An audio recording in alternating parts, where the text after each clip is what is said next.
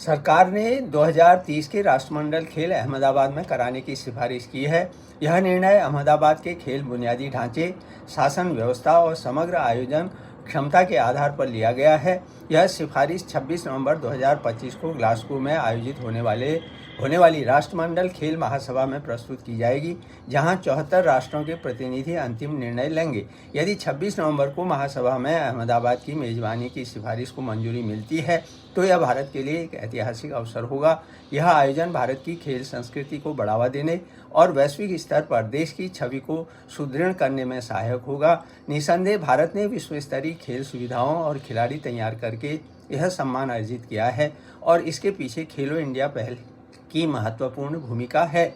इस पहल के तहत भारत में खेलों को लगातार बढ़ावा दिया जा रहा है, जिससे विश्व स्तरीय खेल सुविधाओं का विकास, प्रशिक्षित खिलाड़ियों की उपलब्धता और देश में खेल संस्कृति के संवर्धन को बढ़ावा मिला है। खेलो इंडिया पहल 2018 में शुरू हुई थी। इसका उद्देश्य भारत में खेलों को बढ़ावा देना, युवा प्रतिभाओं की पहचान करना और उन्हें अंतर्राष्ट्रीय स्तर पर प्रतिस्पर्धा के लिए तैयार करना है।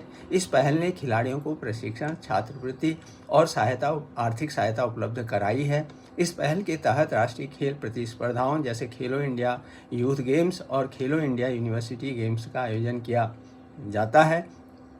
इसने स्थानीय और ग्रामीण प्रतिभाओं को राष्ट्रीय मंच पर दिखाने का अवसर प्रदान किया। खेलो इंडिया पहल ने अंतर्राष्ट्रीय स्तर पर भारत की पहचान बढ़ाने में महत्वपूर्ण मदद की है। कई युवा एथलीट एशियाई खेलों, राष्ट्रमंडल खेलों और विश्व चैंपियनशिप में पदक जीत चुके हैं और भारत की विश्व स्तर पर मेडल तालिका में सुधार हुआ है। वर्ष 2018 और 2022 के एशियाई खेलों में भारत ने पहले की तुलना में ज़्यादा पदक हासिल किए।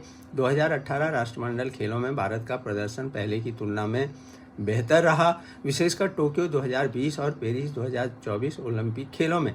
इन खेलों में भारत ने क्रमशः 7 और 6 पदक जीते, जो पिछले खेलों की तुलना में उल्लेखनीय वृद्धि दर्शाते हैं। पेरिस ओलंपिक 2024 में मनु भाकर ने शूटिंग में कांस्य पदक जीता, तो वहीं नीरज चोपड़ा ने भाला फेंक में रजत पदक हासिल किया और अमन सहरावत ने कुश्ती में कांस्य पदक जीता। इन सभी खिलाड़ियों ने खेलो इंडिया पहल के तहत प्रशिक्षण प्राप्त किया था।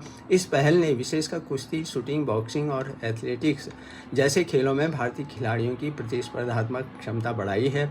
इस पहल ने महिलाओं और ग्रामीण क्षेत्रों के खिलाड़ियों को भी अवसर प्रदान किए, जिससे खेल क्षेत्र में समावेशिता बढ़ी है।